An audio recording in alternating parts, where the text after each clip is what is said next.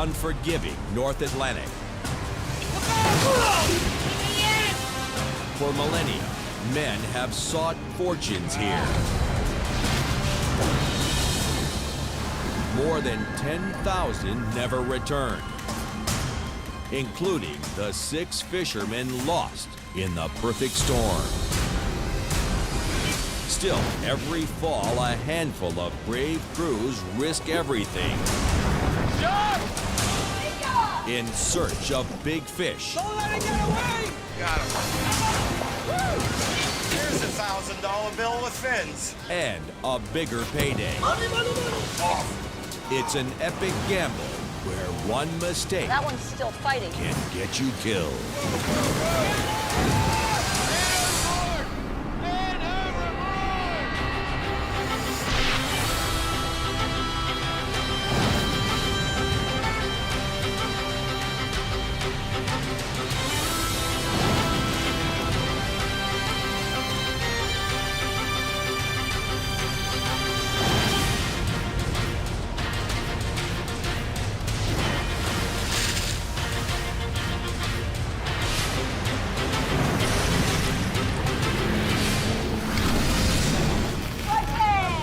After a huge season on the Grand Banks, Good man, good man.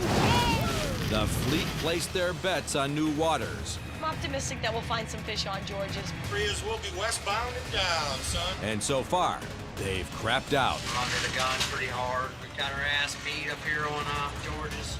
Now, under a mountain of debt, each captain puts it all on the line to get a paycheck or go under trying. If you don't have too much fish, really ain't no price gonna save you. 110 miles off the coast of New Jersey is the 72-foot Francis Ann. First beeper, Skipper Rick. Hope he'll put us on the fish quick. Here we are, we're just pulling up to our beeper here. We'll see. Just hoping for something. Boat owner and captain Rick Mears is desperate to put fish on the boat and cash in his pocket. But so far, hooks are coming up empty. Come on, ladies. With red numbers staring him in the face, Rick took over the captain's seat from longtime skipper Chris Slick Clem. I'm gonna run the boat next trip. And, business first, I hope you're not upset, but whatever. Now Slick is just like the other deckhands, dependent on his captain to bring home a payday. I don't consider it a demotion. If it is a demotion, I'm not going to lose any sleep over it. It's Rick's call. Now he's in control of making the boat the check, making the crew the check. So now the tables are turned a little bit here. So far, the fish aren't cooperating, or they're coming up small. That's a little baby guy. Rack tuna, it's too small. Worth anything? Throwing it back? Yup, throwing it back. We're sportsmen here. Next year he'll be 50, 60 pounds. We're conservatives. We got to think about our future. You do the right thing, you will be rewarded. Fish on! Now, there's life on the line. Fish on. It's huge.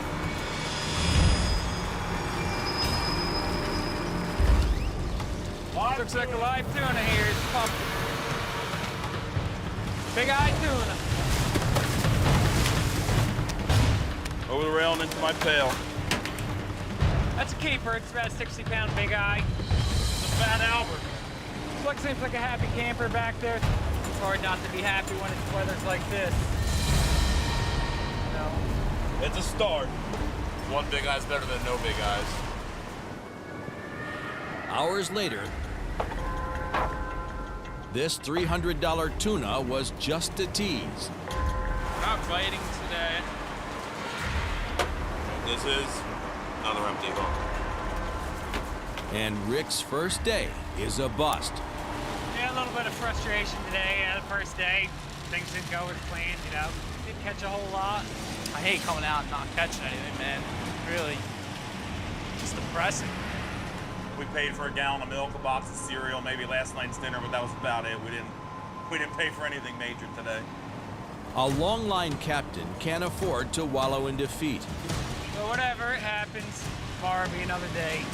He's got to shoulder the burden and trust his next move will pay off. We're not going to bail out on the area completely yet, but we'll give it another try. And hopefully tomorrow we'll get a better sign of fish. If not, we should move somewhere else, but that's not my decision this time. It's more on Rick's shoulders than my shoulders now, so I'm not going to worry about it just yet.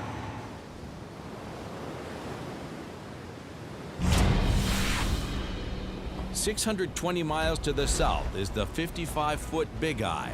Starting to panic. First trip was good, now the second trip ain't, so I'm doing what I can to get the second trip. Like Rick Mears, Captain Chris Chomps Hansen not only captains the Big Eye, he owns it.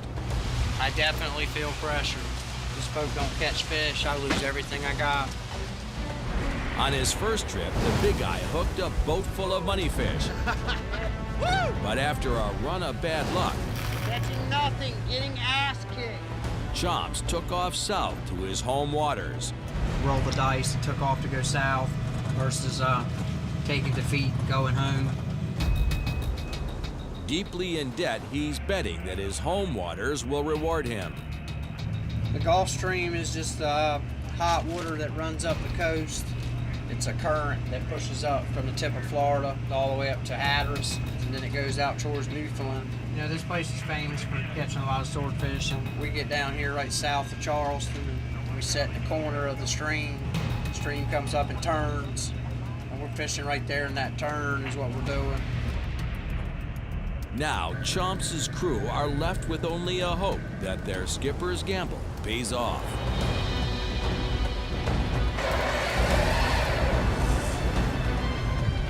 Maybe the ocean's got something to give us. Pray this is one of them times when they're hungry. If we don't catch them, it's just not meant to be. If we catch them, it is. So that's just the way it is. I'll be happy with 1,000 pounds a day if I can keep it steady.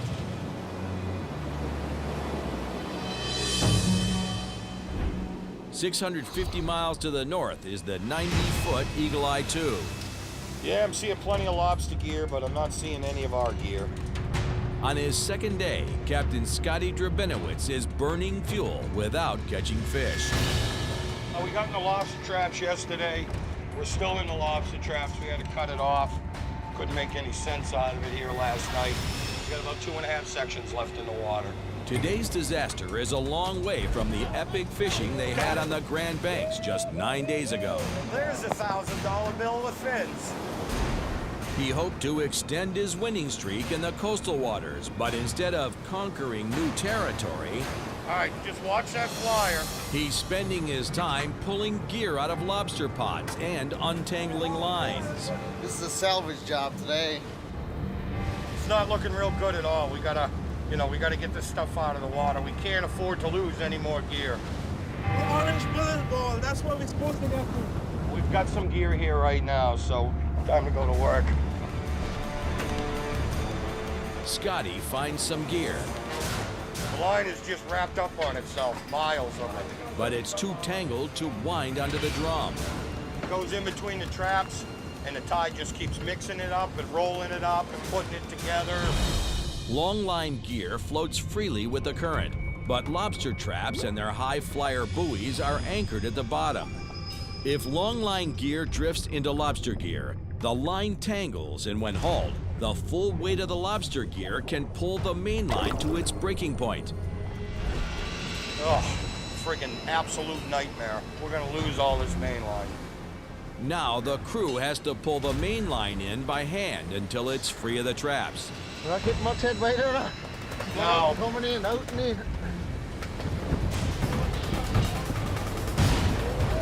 There's a high flyer there. How tight is it? Is it? All right, take it to the stern or something so we don't get it in the wheel. You got a leader underneath the boat. The line is under pressure. Hey, quick, have a gas. Hurry up, Brian. Watch the line! Coming up next, a crew's punished for tangling with lobster pots. And later, I'll give you $100 to jump on his back, wrestle him right down.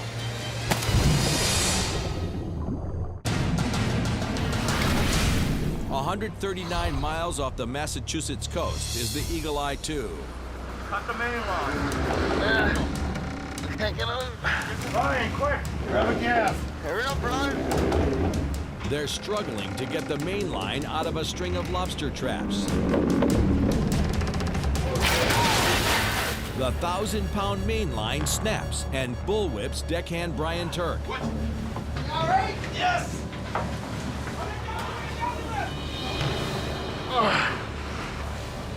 Okay, we'll haul this piece. There's a lot of tension on the main line there, and it snapped. Come back and whipped them pretty good. What happened? I didn't even see. It was just wrapped around the shack there, and it came back through here through the door. Yeah. It was just so tight. Oh, you just plow. Yeah. Got a little scare and a little bit of a sting, but he's all right. Lucky.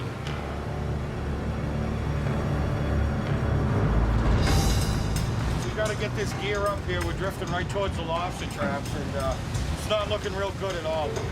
A tangled mess that was once the main line is piling up on deck. Ah, there's the beeper. This frustrating situation becomes a dangerous one. Worst case scenario, just somebody stand by to cut that main line. Don't want that snarl getting ripped out and then you guys ripped overboard. What up? It doesn't take much to pull a deckhand over the rail. Man overboard! Yeah, that's why you have to take your foot out of that. That line pull, you get wrapped around his foot and you go overboard. Never see him again. Keep hauling, Brian. Go on, Lord. Get that beeper off. Right there, Darryl. Yeah, right here. In case they lose it. Yeah.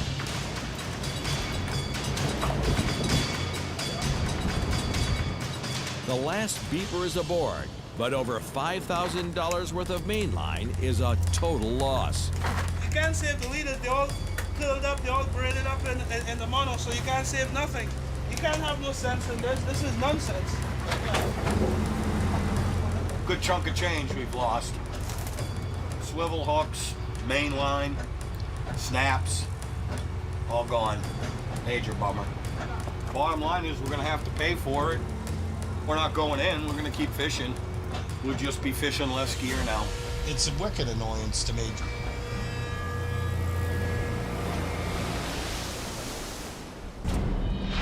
$650 miles south of the Eagle Eye II is the Big Eye. We're just fishing in one spot. It's like a system, something to go to, something that we know where we're going to go to every day. Unwilling to walk away from the table, Captain Chomps bet the fate of his entire season on a piece of water off the Carolina coast. When having a plan, fishing's always good. If it turns out a good outcome, I'll be happy. If it doesn't, I'll just have to deal with it. Either way, the object and the goal is to fill the boat up and go home. Ah, no beeper going in the boat.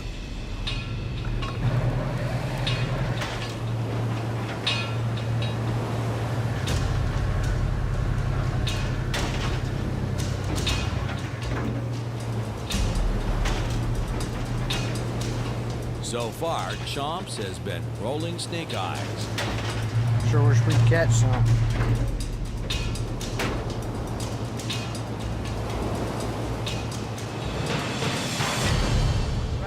Right here, Woody. Oh, I think we got something here, y'all. Barker! Yeah. Haul him on the boat. Up! I gotta look at it. Down, y'all! Box it away. 1, 2, 3, go. There he is. Woo! This 300-pound marker confirms Chomp's instincts. Might not be nothing here, but it sure as hell looks like there's something here. And it'll pay out a cool $1,500. Need 100 more just like it. Swordfish! Oh, yeah. Cap that marker! Keeper. Nice one. Come on. Watch him jump. Come on! Woohoo! Kicking ass, taking names. With sword after sword stacking on deck, good fortune is once again smiling on the Big Eye. We're doing all right. Do that 4 or 5 days in a row, we'll be doing good. Parker. Keeper. Wow. Yeah. Back up. Got a nice one. Oh, yeah. Yep. It's the biggest run of swords the Big Eye's seen since leaving the Grand Banks. A lot better than I expected. Rock and roll. This single $7,000 haul will knock off half the boat's expenses. As far as the crew, they're happy that we finally put something on the boat, so I don't hear no complaints. You know, we probably got 2,000 pounds, so I'll say that we have to be happy with the outcome of the day. As long as we can keep a steady amount of weight coming on the boat every day, we'll be looking like we might have a future.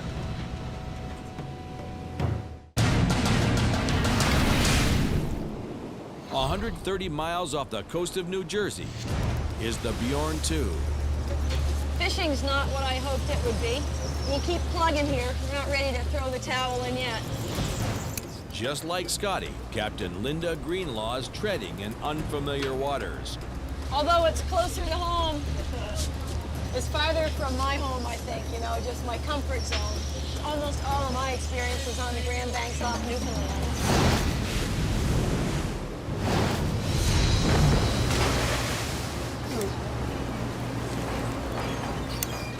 Struggling to find a productive piece of water, Blue shark!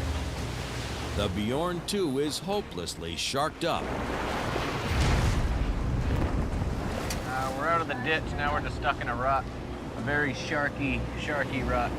Oh, man, we've been out here too long. I'm not too impressed so far with the coastal waters. They're not being kind. Oh.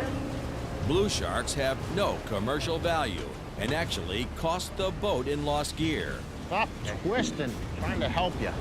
And aggravation. All right, that was my good deed for the day. Yeah, right. Late in the day, a sign of hope. Weight coming here. Promises, promises. Nobody needs me anymore. On it. Did you? Maybe Yeah. you have something coming. That's a good sign. It's the best sign we've had all day of anything. Finally chalk one up.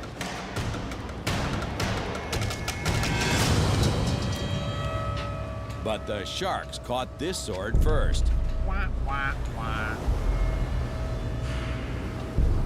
Finally got a fish and the tail was bitten off by a shark. Blue sharks are hungry here. Very unfortunate. Not catching a lot, and when you see that come on board, it sort of drains your spirits that much more. So I'm sure the captain would be thinking pretty hard today as to what the game plan's going to be after this. That's it. Absolute nightmare. Struggling and out of her element, Linda turns to a local captain for a lead on where to find the fish. There wasn't anything anywhere. It was all sharks over. You know, this water will be pushing right up onto the bank. You know, we had fish there, you know, a few days ago, and I'm sure they're still there. Gotta be as good as anything I've been trying over here. Okay, sounds good. Yep, okay, stand by. I don't fish around here, so I don't know really what he's talking about, but being all sharked up today, I'm ready. After coming up empty on the day's haulback, Linda's got to make a move. Many different types of fish hang around these banks. It's where the feed is. Where there's feed, there's going to be predator fish, and that's why we're here.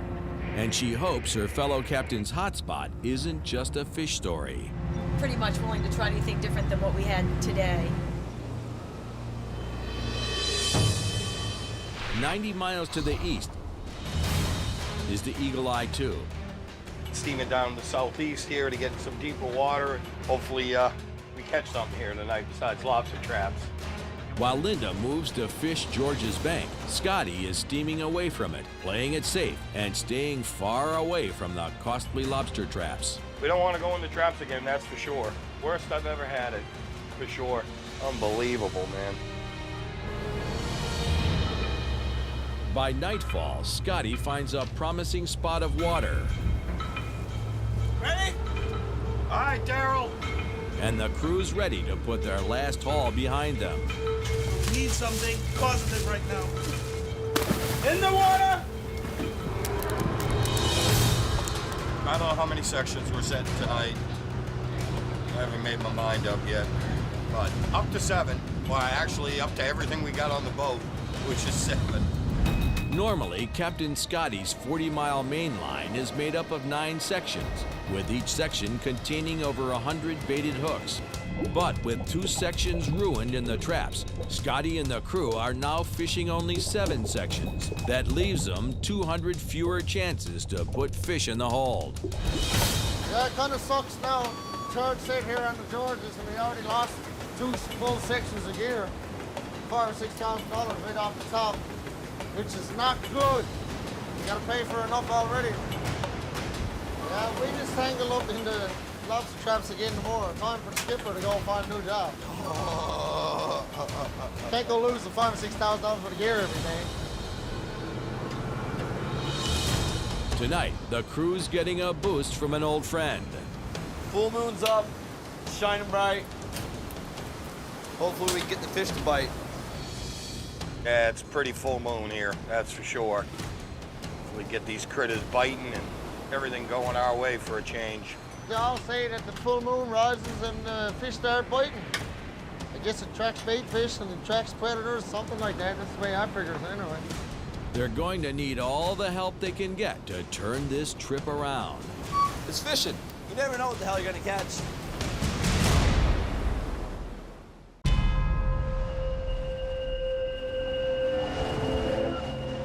A 139 miles off the Massachusetts coast is the Eagle Eye II.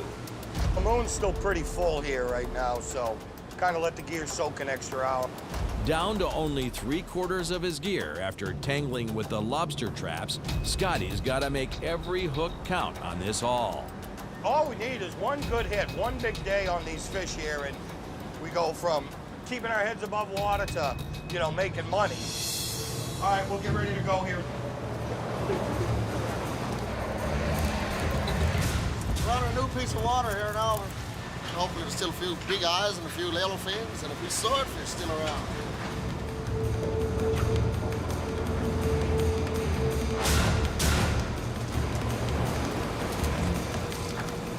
And so far, the first 50 hooks have drawn a blank. Got something here. Don't know what it is yet. Now it's starting to pull.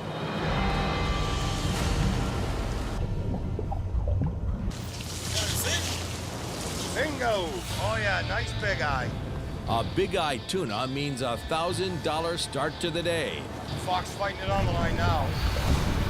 If they can land it.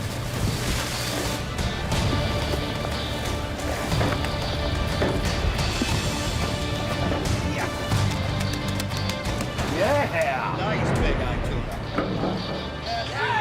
Nice big eye. Beautiful, beautiful, beautiful. Nice fish. I love seeing those nice big eyes. Swordfish! Captain Scotty's full moon set is delivering. I'm excited! Ow! Beautiful, beautiful, beautiful. Nice. Yeah, we're picking away here today. Right on. Yeah, flat fish. Marker. We got a nice fish there to go along with the tunas we got today. Yeah, baby! Nice 100-pounders. Land them up now after this bundle, I guess. The crew hauled in over 2,000 pounds. Yeah, 20 fish. Good deal. But just as Scotty hits a money spot, Mother Nature threatens to reshuffle the water and cool down his hot streak. We've got a little bit of a storm coming through here. This is a weather map of today at 8 o'clock in the morning. You wouldn't think anything's gonna form. Now we click it to the weather map at 8 o'clock tomorrow morning, boom, we got a storm. Things are, kind of starting to go our way here. The way the wind's coming down from the north here tomorrow, I mean, it could mess the whole water up. Basically, I'm gonna be starting at square one again. Not happy about it.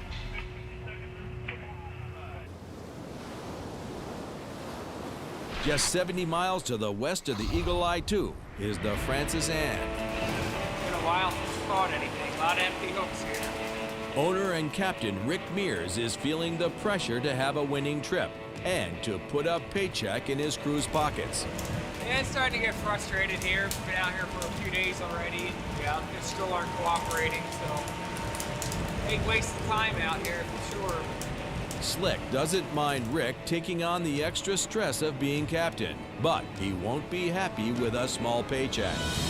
Just used to catching a pile of fish every day, so it's kind of slow right now. Come on, markers, where are they at? I hope Rick has something up his sleeve for a few days if fishing doesn't pick up things like this.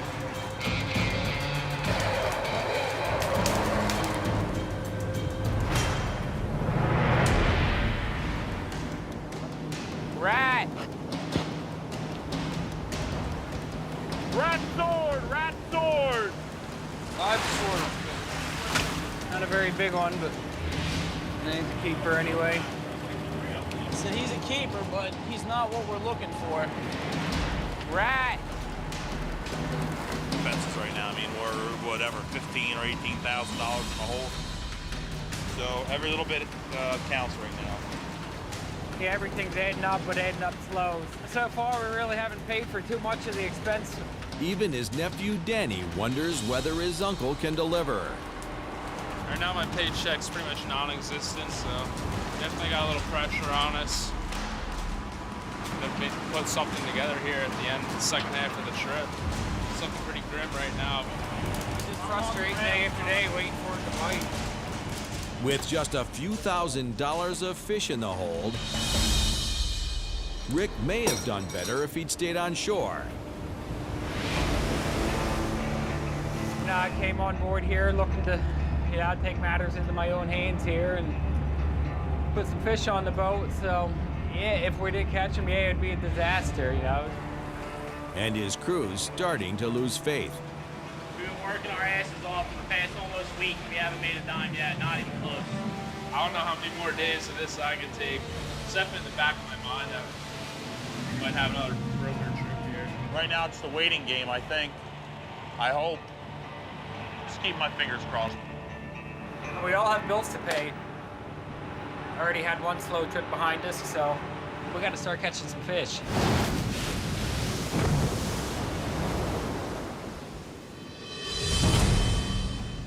"30 miles to the west is the Bjorn 2. Looks like this first beeper's fouled up with some trap gear. I can see a high flyer. I can see our beeper. Last night, a local captain advised Linda to set her gear closer to George's bank. Yeah, we had fish there, a few days ago. But he didn't warn her to watch for the lobster traps. I just wasn't aware that that trap gear was there. Basically sat right on top of it last night. It's not starting off good. Shaping up to be a real disaster here. To free their main line, Linda and her crew must bring their beeper aboard. I'll come up on it if I can. And once on deck, separate it from the high flyer buoy that marks the lobster fisherman's gear.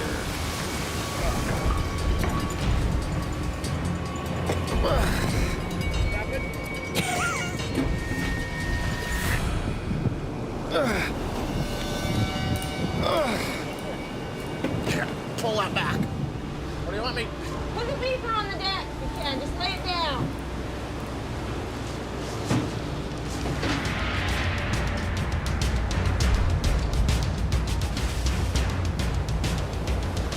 Pull it aboard if I get you some slack here.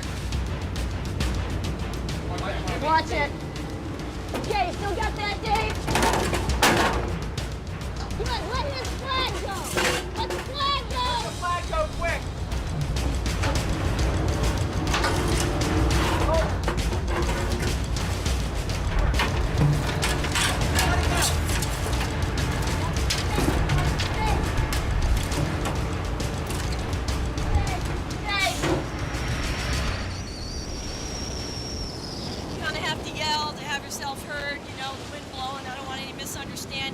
If someone had gotten tangled in that, would have ripped him right overboard, and there would have been no stopping it. back to start fishing.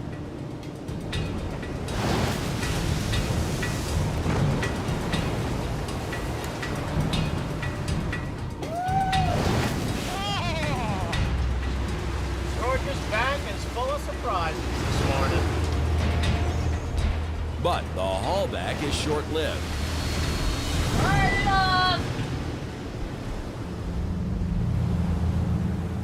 And now deckhand Dave Hiltz is ready to take matters into his own hands. You want to join our mutiny? Harry, me, and you? You want to go home? Nate's in. Don't hold your breath, man. I know this is looking like a let's go home day. We're not done yet. We're all screwed up today. It's gonna be a long one. Parted off, Captain Linda's hunt for fish is becoming a battle to find her gear. We've had just about everything that could go wrong so far here today. And keep her crew. Dave's planning a mutiny. I'm sure he'd have some takers today, the way it's going so far. Hell, I might join him.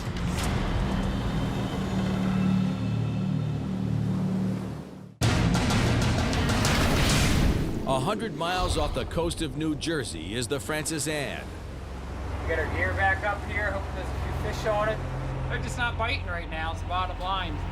Time is running out on boat owner and captain Rick Mears. With no fish in the hold, he's staring at another losing trip. It's gonna happen here sooner or later, but geez, you start to run out of patience, you know? Doctors have patience, not fishermen. To make matters worse, rough weather has blown onto the coastal grounds.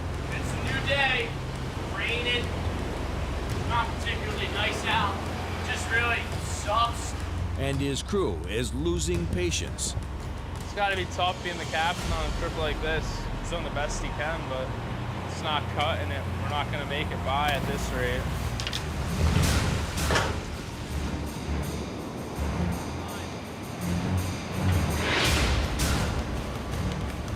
The day begins with empty hooks again. Come on. Feel them a ways away, creeping up on them. But moments later, That's a big sword. Captain Rick has life on the line. Big swordfish. Live hell. There's 5 swordfish. Wow, show us your bill. And they're not about to let this one get away. Somebody grab my damn feet.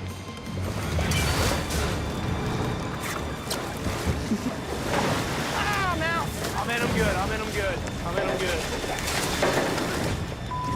It's a live one.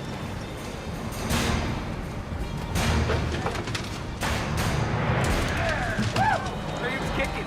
Come on, baby. Live swordfish starting off the day. A $500 marker is exactly what Rick needs. If we just pick a few more decent sized ones here, we'll be all right for the day. Watch the bill. And 2 hooks later, another $500 deposit. Got a mark aside. So we're catching some nice sized fish today. We'll take good fishing over good weather. If you don't like being wet or out in the element, don't do it. The Francis Anne is on the fish. Just keep them coming, keep them coming. And the captain can finally hold his head high. It's a swordfish. Good fish. Come on. Nice fish, Rick. Come on. Yeah. Come on. All right, nice fish. By the end of the haulback, they've pulled in over 15 marker swords. A $4,000 day for the crew and owner. Everything can't be perfect. You're not going to have good fishing and good weather. I knew when we come out it was going to be a grind at the beginning of the trip. Maybe this will be our turning point. Who knows? You know, I caught a few fish today. Kind of saved the day. Made a little something of it. Hopefully from here on in, we'll start putting some better days together. 20 miles to the west is the Bjorn 2. Volleyball and bundle of floats left to this next beeper. After finally freeing her lines from the traps, Linda's now chasing her parted off gear in high seas. The problem is with these part-offs today is the weather's too severe to really chase floats back, adding a lot of time to our day so far. While she scans the gray skies for a sign of gear, Linda battles to hold the Bjorn 2 on course. She was bouncing all over the place.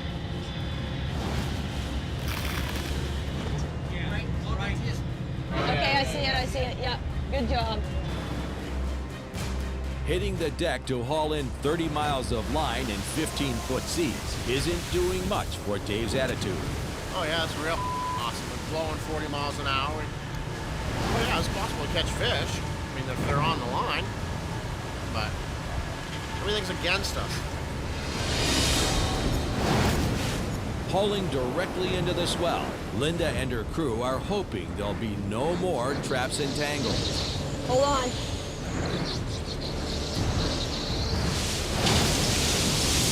It's hard to see.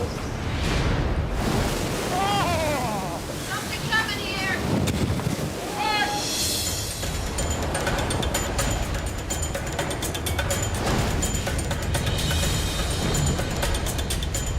Pull it up!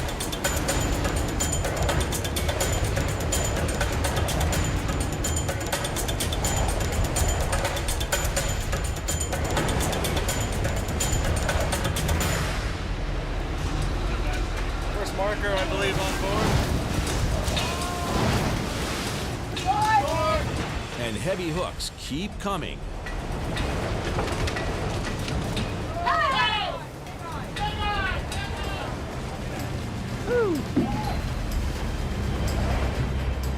I got it, buddy. Big eye, I mean big money.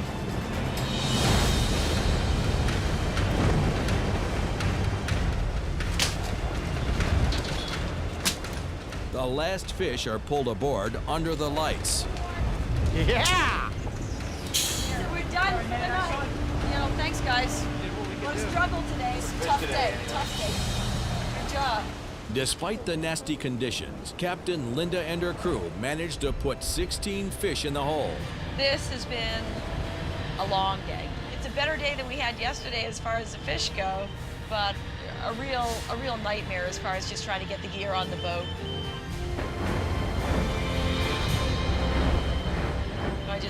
My hat's off to my guys for putting up with it all day long.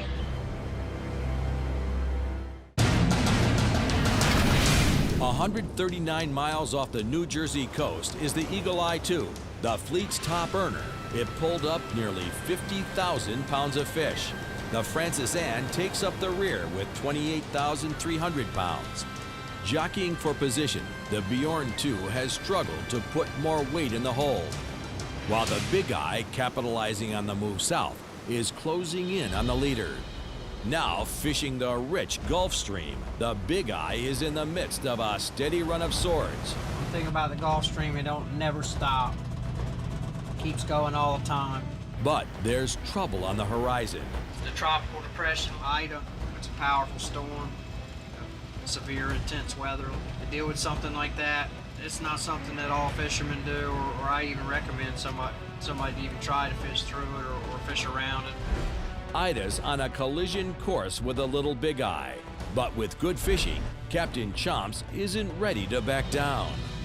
As long as I got bait, fuel, food on this boat, there's no reason to go to the dock. On deck, the crew's still stacking up the fish. Whoa. There he is, too. Nice. A live sword suddenly turns on the crew.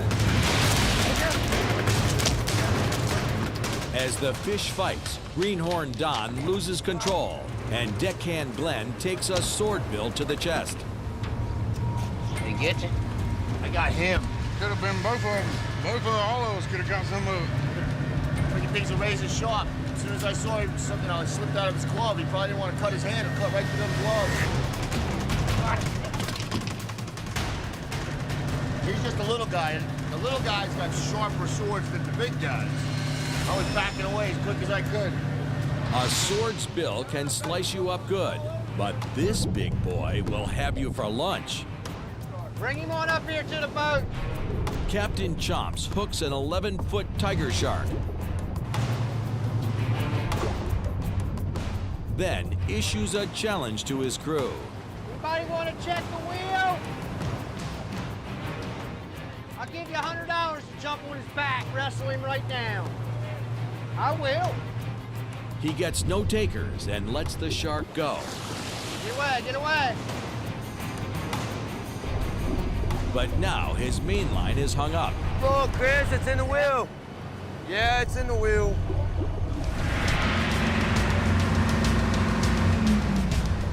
And the big guy's dead in the water. Engine stalled out. Got an automatic shut off when something goes wrong like that. It's not a pretty sign when the boat cuts off and you're hauling gear and you still got half your gear in the water. And a big gale coming on. The little big eye is in a dangerous situation. They've lost all power, and the leading edge of Hurricane Ida is bearing down. We try to stop happening, but occasionally it goes in the wheel, so that's why we got me. All right, here we go.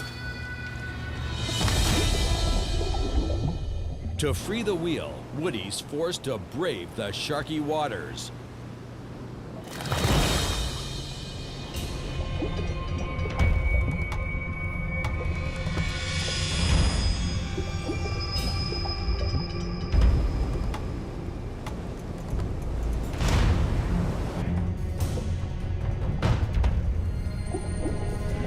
Got it? So what's out, dude? Is it a bunch of it? The wheel, no, it ain't a bunch. Whatever is melted on there, it's not coming off. Did you just hack on it? That's what I'm doing. 1, 2, 3.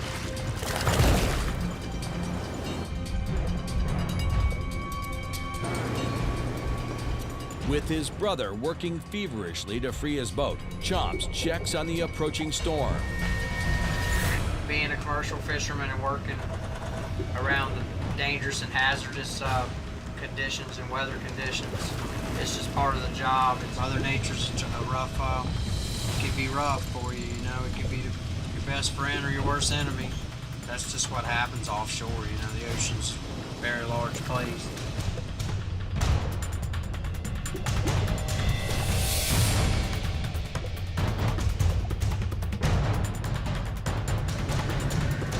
Better get your foul weather gear on.